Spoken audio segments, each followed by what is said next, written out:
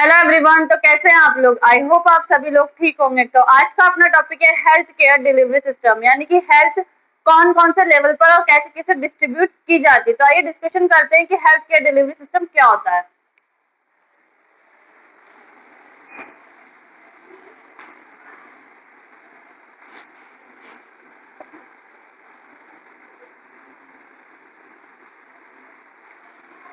तो इस पे सबसे पहले अपन को पढ़ना है कि लेवल्स क्या होते हैं।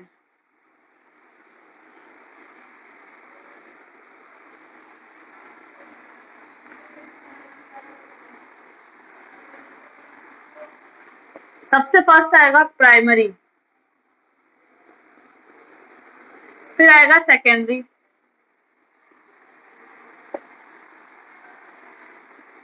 टर्सरी। तो प्राइमरी लेवल में आती है क्या? सब सेंटर और पीएचसी। सेकेंडरी लेवल पे आती हैं क्या? सीएचसी और डिस्ट्रिक्ट हॉस्पिटल। और टर्सरी लेवल पे आते हैं medical colleges, teaching hospital,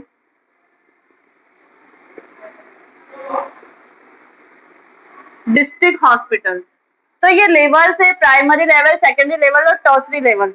primary level में सब सेंटर और पीएचसी आते हैं, सेकेंडरी लेवल पे सीएचसी और डिस्ट्रिक्ट हॉस्पिटल आते हैं, और टर्सरी लेवल पर मेडिकल कॉलेजेस, टीचिंग हॉस्पिटल और डिस्ट्रिक्ट हॉस्पिटल्स आते हैं। तो नेक्स्ट फर्स्ट टॉपिक आता है कि विलेज लेवल पर।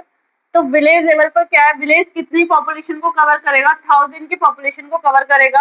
और यहाँ पे स्टाफिंग पैटर्न क्या होता है? सबसे पहले आता है आशा, उसके बाद आता है ट्रेंड वर्क अटेंडेंट, और उसके बाद आता है village health guide.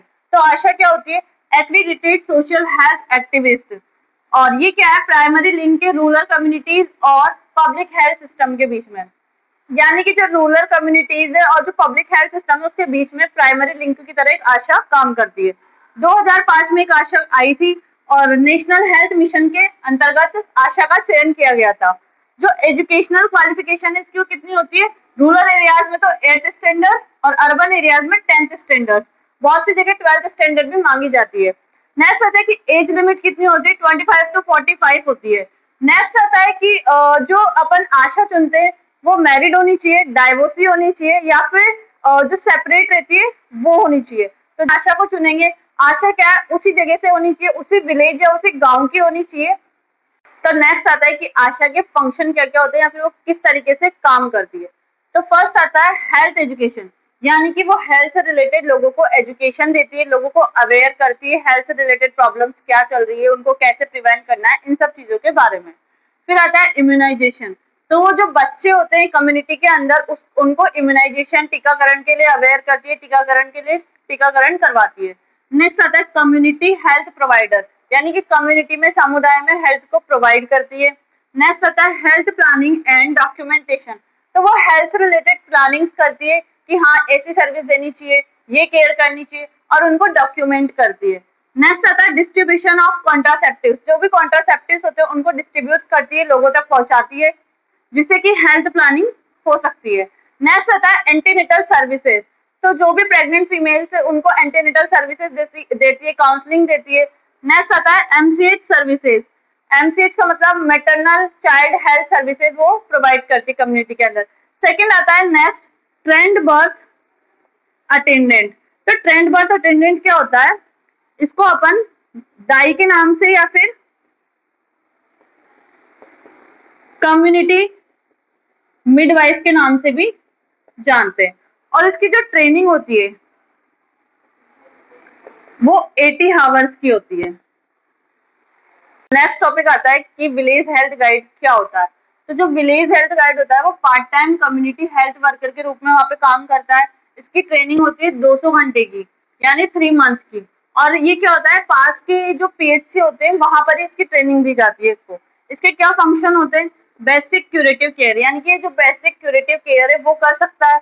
Maternal and child health services, mother और चाइल्ड से रिलेटेड हेल्थ सर्विसेज प्रोवाइड कर सकता है। रेफरल सर्विसेज, यानी किसी पेशेंट को ट्रांसफर करना है, कोई और हॉस्पिटल में रेफर करना है, तो ये उसकी सर्विसेज प्रोवाइड करता है। और ये हेल्थ एजुकेशन करवाता है, हेल्थ एजुकेशन प्रोवाइड करवाता है। और ये जैसे इम्यूनाइजेशन वगैरह में इनमें आशा की थोड़ी बहुत हेल्प कर सकता है। नेक्स्ट टॉपिक आता है सब सेंटर। तो देखते हैं सब सेंटर क्या होता है। सब सेंटर 3000 से 5000 की पॉपुलेशन को कवर करता है। और ये हिली एरियाज में तो कितनी 3000 की पॉपुलेशन को कवर करेगा, प्लेन या मैदानी एरिया में ये 5000 की पॉपुलेशन को कवर करता है।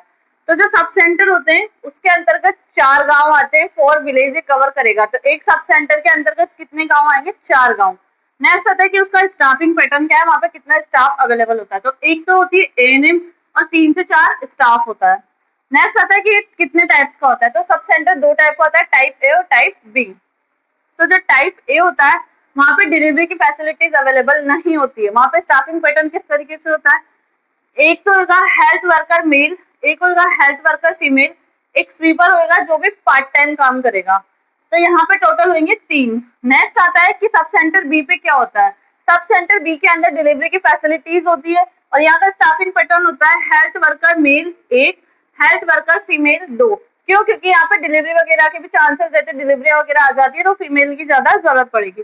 तो स्वीपर एक होगा लेकिन वो फुल टाइम काम करेगा। तो यानी कि यहाँ पे कितना स्टाफ चाहिए, 4 स्टाफ चाहिए। तो नेक्स्ट टॉपिक आता है कि सब सेंटर पर कौन कौन से किट अवेलेबल होते हैं और उन किट में कौन कौन से मेडिसिन वगैरह अवेलेबल होती है। तो आइए डिस्कशन करते हैं उस पर। Available kit available in sub centre. तो यहाँ पर किट ए अवेलेबल होता है और किट बी अवेलेबल होता है। तो किट ए के अंदर क्या होता है, ओआरएस ओरल रिहाइड्रेशन सॉल्यूशन होता है, जिंक सल्फेट की टैबलेट्स होती है, आयरन फॉलिक एसिड की टैबलेट होती है, आयरन फॉलिक एसिड की सिरप होती है और फॉलिक एसिड की टैबलेट होती है। ये क्या होता है, एनीमिया वगैरह से रिलेटेड होती है। एनीमिया नहीं हो इसलिए अपन देते हैं बच्चों को और मैटरनल मदर्स को। फिर आता है विटामिन ई का सॉल्यूशन, एंटीसेप्टिक सॉल्यूशन वगैरह। तो विटामिन ई का सॉल्यूशन अपन क्यों देते हैं, ताकि बच्चों में नाइट ब्लाइंडनेस देखने को नहीं मिले, बच्चों को नाइट ब्लाइंडनेस जैसी कोई प्रॉब्लम नहीं हो। तो इन सब चीजों में अपन किस पे फोकस करें, न्यूट्रिशन एंड चाइल्ड हेल्थ पर फोकस करें। नेक्स्ट आता है किट बी। किट बी के अंदर आता है paracetamol, dicyclomine, tablet misoprostol, injection oxytocin. Next आती है टैबलेट एल्बेंडाजोल और पॉविडोन आयोडीन ऑइंटमेंट होता है। इसमें फोकस कर रहे हैं अपन general elements and maternal care के ऊपर। तो आज की क्लास में इतना ही, मिलते हैं कल की क्लास में। Thank you so much. Notes आपको टेलीग्राम चैनल पर मिल जाएंगे।